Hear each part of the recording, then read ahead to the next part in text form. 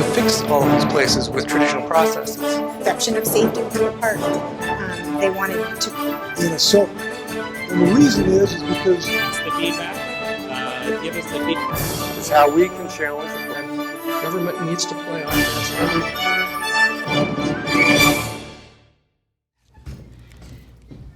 Good afternoon. Well, you know him as a Rotary roving reporter, appropriate as he's had 35 years in broadcast television and is currently president and general manager of our PBS station KSPS TV. He is making his mark in our community as he has now been in Spokane for 6 years, which, by the way, is longer than he's lived any other place except one since college. That almost is a ding right there. He is chair of the Empire Health Foundation Board, and he was just appointed by Governor Jay Inslee to a second term on the Board of Humanities Washington, and next month he joins our own Rotary 21 board. He is a storyteller, and he's here with some great stories about the landscape of television today and his stories along the way. But first, a few things that are not on his bio. He is 5'10"-ish, 185 pounds, throws left, bats left, hits for average, and can no longer stretch a single into a double. He loves his family, television, Auburn football, running, reading, and again, television. He's never met a pun he didn't like, so here to hit it out of the park, Gary Stokes, there we go.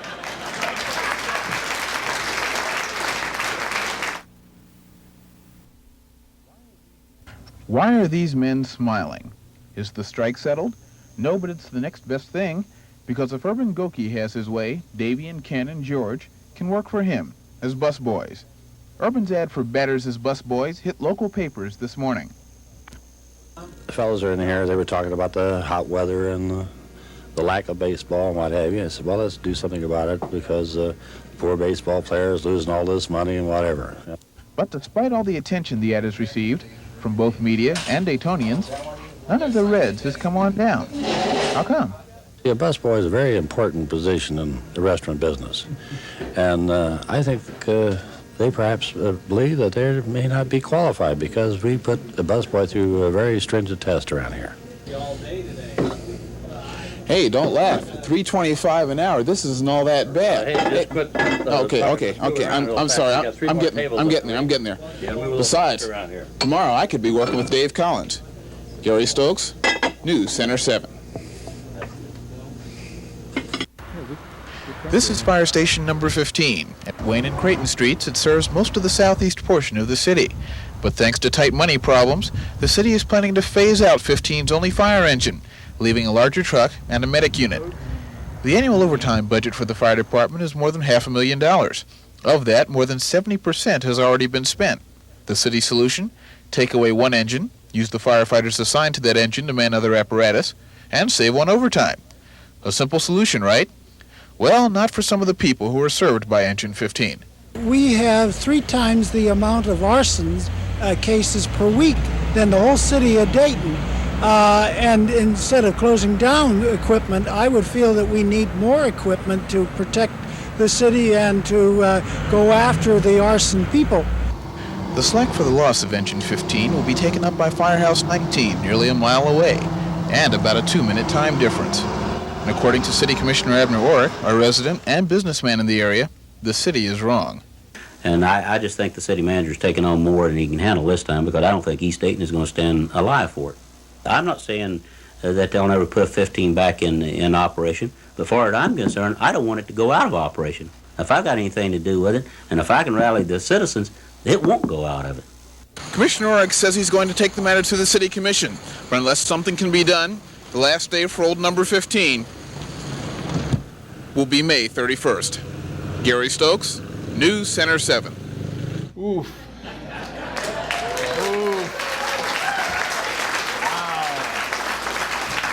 Wow. Who said they loved the 80s? Come on. So, yeah, that was one of my first pieces from from my first job in television back in Dayton, Ohio. And, but how I got there and how I got here is part of the story that we're going to tell a little bit today. First, West Philadelphia born and raised. There are other things if you're a fan of The Fresh Prince. But going forward, I had three loves. I had reading, I had television, and the French horn. And the French horn and the television will both come in handy later.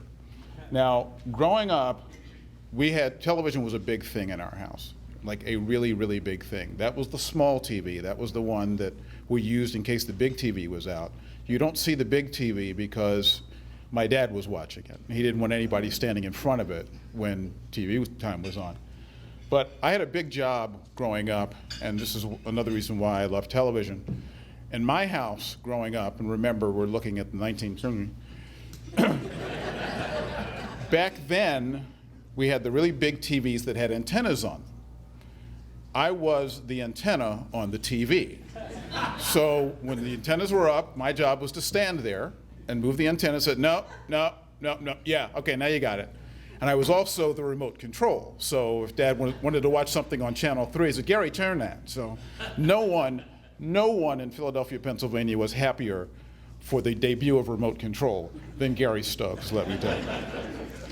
So let's fast forward a little bit to high school, where, come on, don't make fun of the hair. Anyway, as a high school student, I was trying to figure out what it was I wanted to be when I grew up. And I had a very simple plan that I thought was easily achievable back in 1974. I was going to go to college, I was going to go to law school, I was going to get my law degree, become a prosecutor, run for office, become a judge, and become president. It was a simple thing. I had this all plotted out. And then, of course, life gets in the way. So I ended up traveling from Philadelphia, Pennsylvania to Dayton, Ohio, where I became a criminal justice major. And while there in Dayton, Ohio, I met this guy.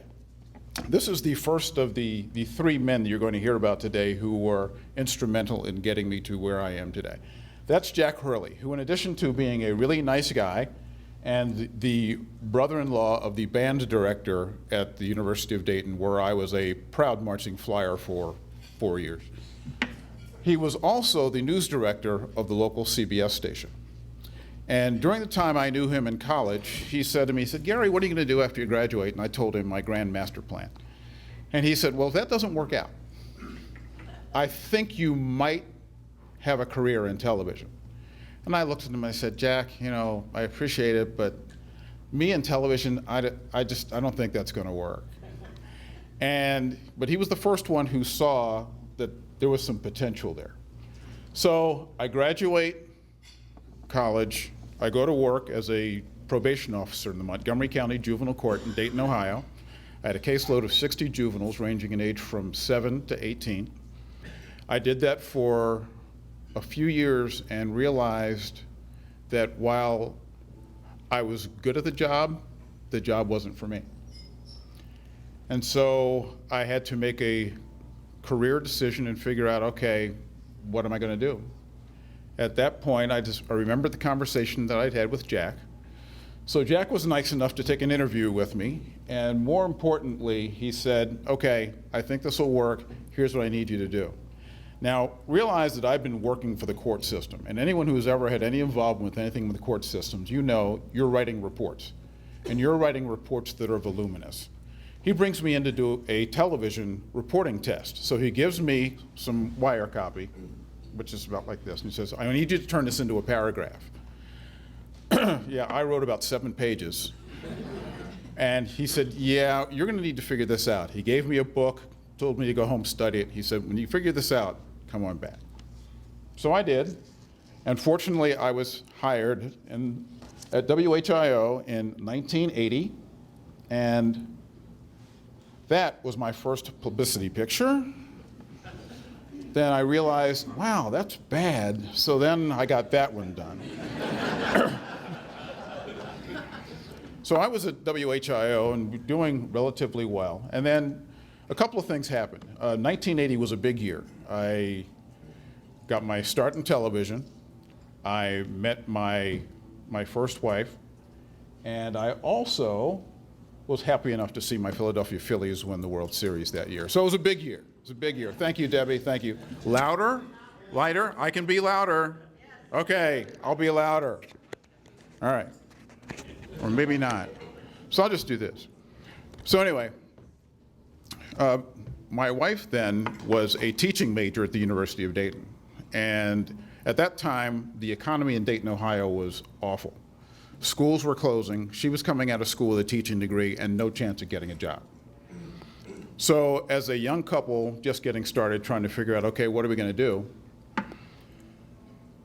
I went to work one day and the Fort Worth, Texas school system had recruiters in looking for teachers. And I'm thinking, okay, this is serendipitous. This will work. Well, it turns out I let her know. She goes to interview, gets hired on the spot. So now she's got a job, and I don't. And this is where the story happens. This was the story that I told Brian Beeler, and he said, okay, you got to tell this to Rotary. So I'm going to go do that.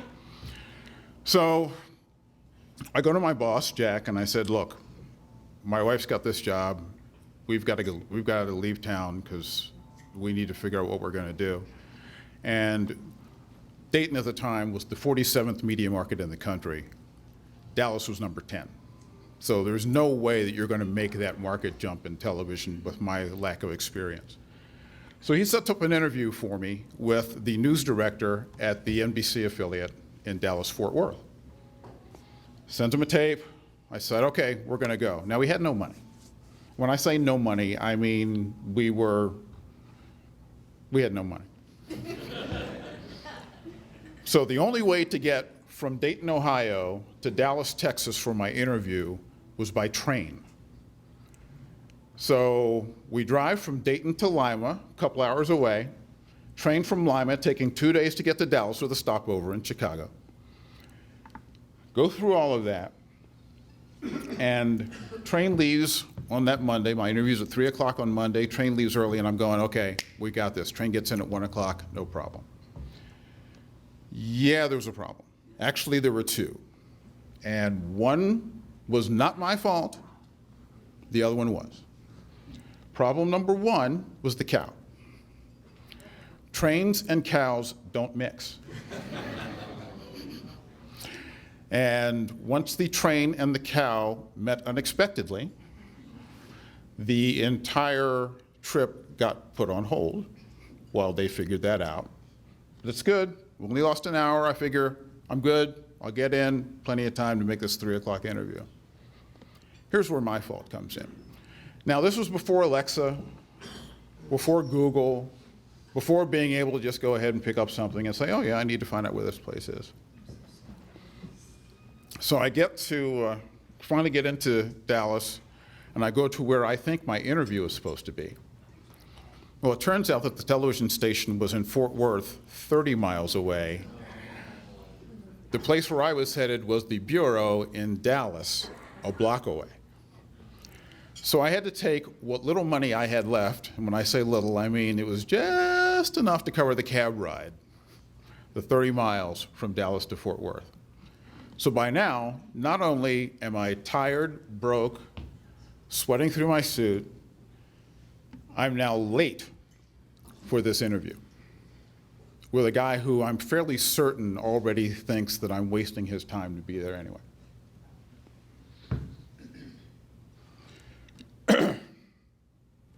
Get to the station, half hour late. Receptionist says, yeah, I don't think he's going to meet with you because you're late, you didn't call ahead. Because I'm thinking, well, if I'd had my future cell phone, I would have been able to take care of it. So he finally comes out, walks me back to his office, sits down in the office, puts my resume tape in to the tape machine, and takes a look at it, and here are the following words. Well, yeah, I don't see anything here I like. In fact, not only am I certain that you don't belong in this market, I don't know why you're even in television in the first place. So that was my day. So I grabbed my tape and left and found a cab driver who listened to my tale of woe and dropped me off in a really, really unpleasant section of Fort Worth, Texas. I called my wife and told her the story and had her wire half of what was left in our bank account so that I could get back home. Spent the night in the hotel. Next morning, head back into Dallas to take the train home. And I've got a couple hours to kill, and I'm going, okay, this is not going to beat me. I'm going to make one more stab at this. So I had my resume tape in hand and 2 places I could go. The ABC affiliate, which was probably one of the #1 stations in the country, and the CBS affiliate, where I figured I had a better shot because the news director had just gotten back from vacation. So I took my tape over to KDFW, Channel 4 in Dallas, and met with the executive producer who said, okay, well, let me go back and take a look at it. And I'm sitting in the lobby in my good suit, which I'd now been wearing for 3 days. And he comes back out and says, yeah, the news director wants to meet with you. I'm going, oh, great, somebody else is going to come and tell me that my work stinks, so this is going to be good. And he said, you know what? I see some things here. I think what I need you to do is when you get back home, send me another tape, and I want to take a look at it. So I did, and a week later I was offered a job in the 10th broadcast market in the country.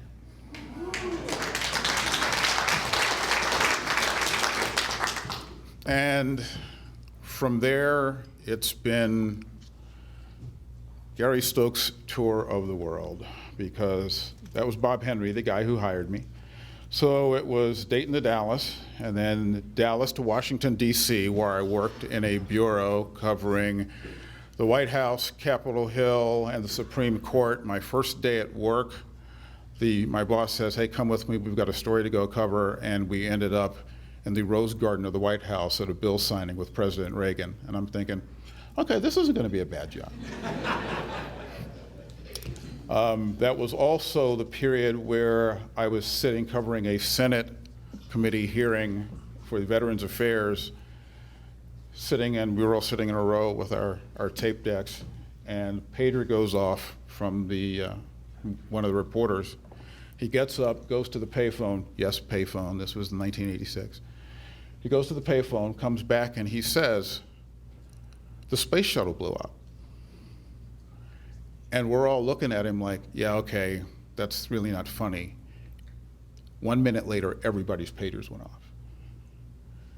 And that was the next few days. And that was DC. It was Libya, it was Reagan, it was the whole bit. And that was one of the best jobs and one of the best training grounds ever. But I wanted to get back in local news. So I wound up back in Dayton, Ohio.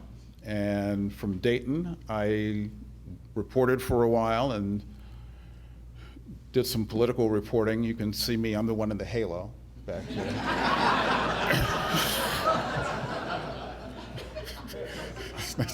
And I'm trying to keep the time here because I could tell stories for the next 3 hours. But I'll bust through some of this, but what was funny about that, and you remember the Rob Lowe Democratic Party scandal? Yeah. We were covering the Ohio delegation and just missed getting the story, which is a story I'll tell you all later. Okay, so from Dayton to Norfolk, Virginia, where I became executive producer of a newsroom, and then Baltimore, Maryland, where I did the same job, and then Houston, Texas, assistant news director at the ABC-owned station, and then from there to Norfolk, Virginia, which was the first time in Norfolk. And then, that was my news director stint in Norfolk. And then Buffalo, New York, where I became my first general manager's job, which I found out at the end of budget review, where I thought I was going to be fired, and instead they offered me a promotion. So that was a fun day. Then from there to Birmingham, Alabama, where I was the general manager of the NBC-owned station. NBC had just purchased the station and asked me to run it. And that was the most interesting, challenging, and until recently, one of the most fun jobs I'd ever had. because Birmingham, Alabama was not a place where people thought that I had the chance to be successful. And when I arrived in town, what I found was that despite everything you read about Birmingham, despite everything you saw about Birmingham, despite everything you thought you knew about Birmingham, that was the kindest, most welcoming place I've ever been to in my entire broadcast career. And I still have friends and colleagues back there that I would go visit, and I'd go live there again in a minute. But I love Spokane too much to go. So then Birmingham, back to Norfolk, and that's another story. And then when I went to Norfolk, I worked in the newsroom at Wavy TV, and I met that young lady right there, who had the misfortune of working for me, something that she never lets me live down, because she was and still is one of the best newscast producers in the entire country. And when she left the station, it was a sad day for all of us, but 3 weeks later she agreed to go out with me, so I figured it was a win. And we've been together ever since, so thank you. That was Downton Abbey on our vacation last year. I tossed a PBS reference in there somewhere. So anyway, when I was in Norfolk, and then that job didn't work out, I was trying to figure out what it was I wanted to do next. And I looked at a number of different things, and I decided after years and years, it was time to use my powers for good instead of evil. So I decided that I want to get a job in public television. So I sent resumes out to all of the people that were hiring in public television, and I found this great job back in Birmingham, Alabama. And it's Manager of Corporate Support for Alabama Public Television. Well, this is a job that gave me the chance to do things that I really liked doing. One, working for a mission-based organization.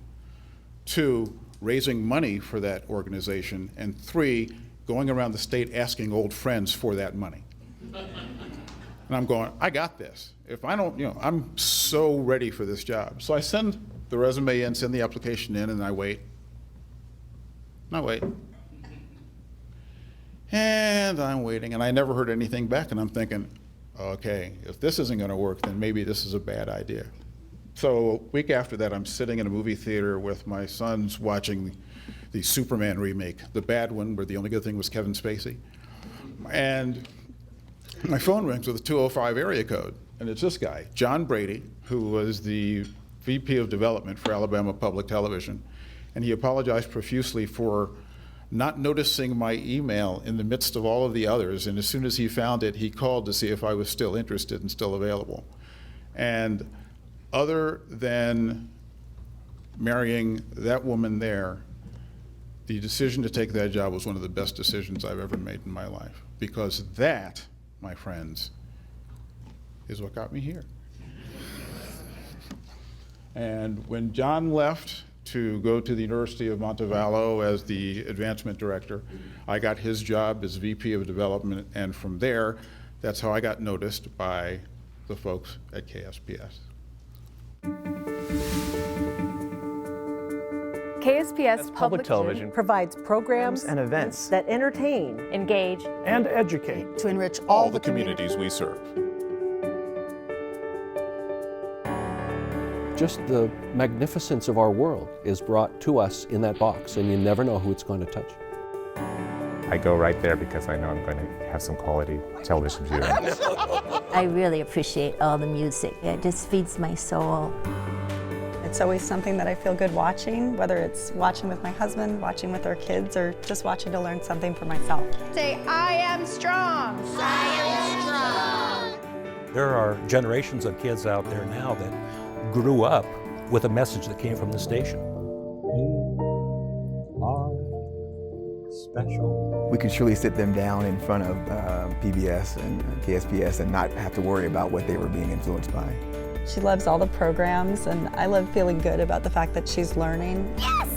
Thank you very much. I think as you age, the world has a tendency to close in, And an easy way to keep up with all the new things is to watch public television. There are many, many kinds of educational things that happen on TV that are very approachable. I think most people sit at home and think, I can do that. I'm going to get up and do that right now. Come on! I use the KSPS programming in my own science instruction for my students.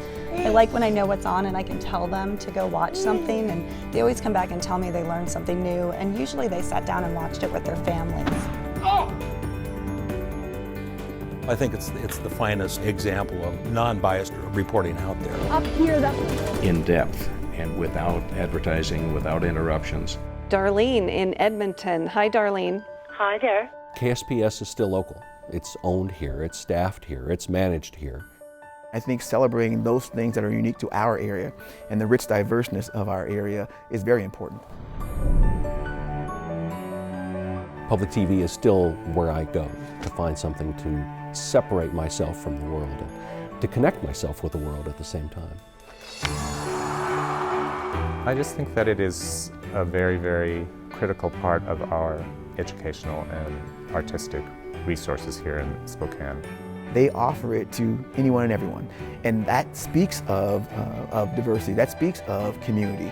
All can take advantage of this. Nothing that's good is free. What? Even though we like to think it is. So I feel like it's my responsibility as a member of our community to support KSPS. And when you invest in public television, it isn't just the reward that you get, it's the reward that we all get.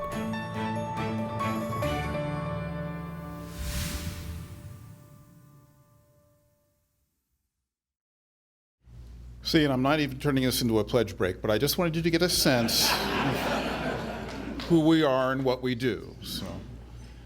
So April 24th, 1967 was the day the station signed on. Found out on Friday that it was going to finally be able to join the lineup. I was 10 and not living here, but this was the program lineup for the first day. I keep waiting, and I know that there's got to be someone in this room who can tell me how they taught driver's ed. Because every time I talk to people about this and show this, I say, okay, look, all the rest of the stuff, I got that. But the driver's ed thing, somebody's going to have to help me with that. But that was the initial lineup on day one. That's our mission, and you heard that as part of that video. This is our service area. We have about half of our donors and viewers north of the border in Canada. Canada is extremely important to us because they not only appreciate the programming that we provide, but they have an interest in making sure we continue to provide it, because we're the only ones giving them the programming like this that they get up north. And recently, with the cable companies, they're getting out of the local community television business. We take on even more importance with that audience. We have our 3 channels, KSPS, KSPS World, and KSPS Create. Create for how-to and craft work and things like that. KSPS World for documentaries and public affairs programming, and of course, KSPS, the mothership. We also provide support for the city cable channels, including our brand new offering, PBS Kids 24/7, which is now on Channel 19, which we expect to be migrating to a full over-the-air channel by the end of summer, if not sooner. Our pillars are education, storytelling, and engagement. Sesame Street, of course, I'm sure you all know. Our educational components include our Born to Learn program, a documentary that we recently did that was nominated for an Emmy, and it talks all about the importance of early childhood development and brain development. Our American Graduate program, where we highlight students who are staying in school and the people who are helping them do that. Sesame Street, Curious George, and the rest of that lineup, and we keep adding to that every year. And Media Fest, which is something new for us, where we bring in high school students from around the area to learn about jobs in media, not just broadcasting, but it's television, radio, videography, blogging, all of that. We do that once a year, and we host them at the station. The Civil War in 1990 was sort of the beginning of the great storytelling on PBS, and these are some of our offerings there with Northwest Profiles, 20th Century Fox and our own documentaries, Rum Runner's Paradise, and Carl Maxia Fighting Life, our most recent documentary, which again, we're happy to say this year is nominated for an Emmy this year, and we're hoping that we're going to win that in June. And the other programs that we do on the engagement side, including Health Matters, our live health show, Spokane Now, that we do for District 81, and the candidate and issue debates. And we are on the verge, we think, of establishing a new partnership with a local group that will help us increase and improve the impact of those debates. So stay tuned. And I'll bust through those programs. Downton Abbey, moment of silence. Done. So here's the important piece. There are approximately 365 public television stations, of which we are one. We are all dues-paying members to PBS, and that gives us access to the programming. We all receive federal funding, and that federal funding piece has become particularly important. We were fortunate that Congress has approved the budget that gets us through the end of September. That provides full funding for the Corporation for Public Broadcasting, which provides a portion, let me say again, a portion of our federal funds. What that amounts to, for us, it's about 18% of our annual operating budget, but for overall, for every citizen of the United States, every tax-paying citizen of the United States, it ends up being about $1.35 per person per year to support public media in all of our communities across the country. So I think that's what I've got, sir. That's our annual year Community Advisory Board and our 50th anniversary. Thank you. Thank you. Thank you.